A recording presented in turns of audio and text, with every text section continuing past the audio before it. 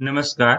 DG સ્કૂલમાં આજે આપણે જોઈશું કે વિદ્યાર્થીઓને દર 15 દિવસે દરેક શાળાએ એમડીએમ પત્રક આપવાનું હોય છે. તો એ એમડીએમ પત્રક કેવી રીતે તૈયાર કરવું? તો સૌપ્રથમ આપણે હાજરી પત્રક મેનુમાં જઈશું.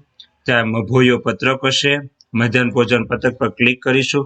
સૌપ્રથમ આપણે જે દર 15 દિવસે એક ફાઇલ મોકલવાની હોય છે, તો જે ફાઇલ આપણે મોકલવાની છે ને એ ફાઇલને આપણે સિલેક્ટ કરીશું. જ્યાં છે તે ફાઇલ આપણે પહેલા સિલેક્ટ કરી લઈએ. એ ફાઇલ જ્યાં છે ત્યાંથી હું એકવાર સિલેક્ટ કરી લઉં છું હાલ પૂરતી. જેમ કે એમડીએમ ની એક ફાઇલ આપણે દર 15 દિવસે મોકલીએ છીએ, એ ડબલ ક્લિક કરીશું. ત્યારબાદ આપણે ધોરણ સિલેક્ટ કરીશું કે કયા ધોરણનું તૈયાર કરવું છે. જેમ કે બાલ વાટિકાને હાલ પૂરતું તૈયાર કરવું છે, તો બાલ વાટિકા ઓકે આપીશું. ત્યારબાદ જેટલી 3 શીટ જોવા મળશે આપણને ફાઇલમાં, તેમાં બાલ વાટિકાની શીટ સિલેક્ટ કરી ત્યારબાદ તારીખ સિલેક્ટ કરવાની છે.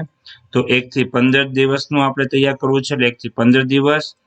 મહિનો કયો છે? પહેલો મહિનો છે. અને વર્ષ કયું છે? 2025.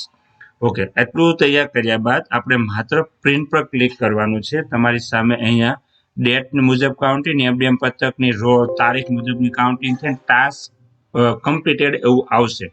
જ્યારે આ મેસેજ આવે ત્યારે જ તમારું એ ફોર્મ કમ્પ્લીટ થયું છે. જો નહીં મેસેજ આવે તો ત્યાં એરર આવેલી છે, તમારે ફરી વખત આ બધી પ્રોસેસ પહેલેથી કરવી પડશે. હવે ઓકે આપીશું, ફોર્મ બંધ થઈ જશે. આ એક શીટનું આપણું કમ્પ્લીટ થઈ ગયું. ચાલો આપણે એક વખત એ ફાઇલને ઓપન કરીને જોઈએ કે એમાં લખાયું છે કે નથી. એમડીએમ પત્રકની ફાઇલને આપણે ઓપન કરીશું. આ એક્સેલ ફાઇલ છે, એને ડન કરીએ.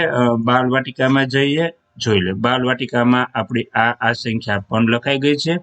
સાથે જે દિવસે રજા હતી તેના સેલ ખાલી રહેલા છે અને બાકીના બધા પત્રક અહીંયા તમે જોઈ શકો છો. એ બધા દિવસની અંદર એન્ટ્રી લખાઈ ગયેલી છે. આ 15 તારીખને મેં એઝ અ રજા તરીકે કન્સિડર કરેલ નથી, એટલા માટે તેના 00 લખાવે છે. સાથે મધ્યાહન ભોજન લેનાર બાળકોની સંખ્યા પણ ઓટોમેટિક લખાઈ ગઈ છે. તો આવી રીતે તમે આ પત્રકને તૈયાર કરી શકો છો.